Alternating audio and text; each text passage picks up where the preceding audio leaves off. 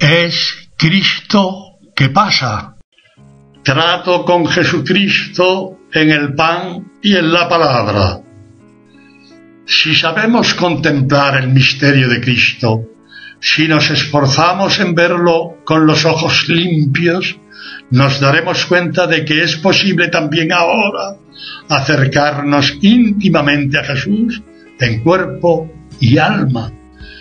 Cristo nos ha marcado claramente el camino, por el pan y por la palabra, alimentándonos con la Eucaristía y conociendo y cumpliendo lo que vino a enseñarnos, a la vez que conversamos con Él en la oración. Quien come mi carne y bebe mi sangre, en mí permanece y yo en él. Quien conoce mis mandamientos y los cumple, ese es quien me ama, y el que me ame será amado por mi Padre, y yo le amaré y me manifestaré a él.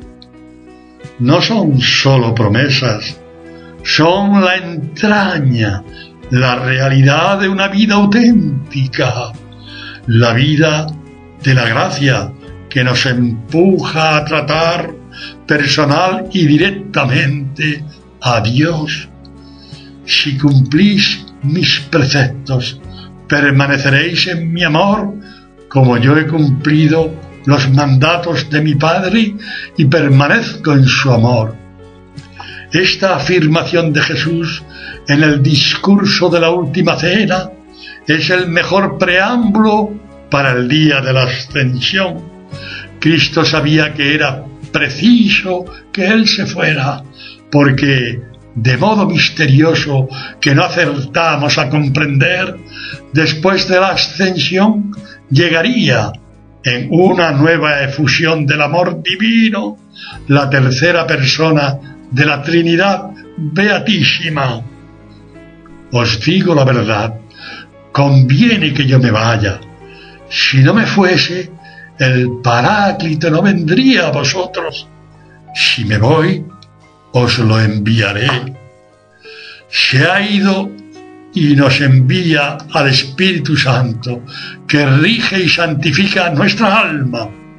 Al actuar el Paráclito en nosotros, confirma lo que Cristo nos anunciaba, que somos hijos de Dios, que no hemos recibido el espíritu de servidumbre para obrar todavía por temor, sino el espíritu de adopción de hijos, en virtud del cual clamamos: Abba, Padre.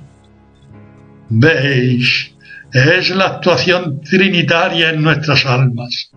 Todo cristiano tiene acceso a esa habitación de Dios en lo más íntimo de su ser, si corresponde a la gracia que nos lleva a unirnos con Cristo en el pan y en la palabra, en la sagrada hostia y en la oración.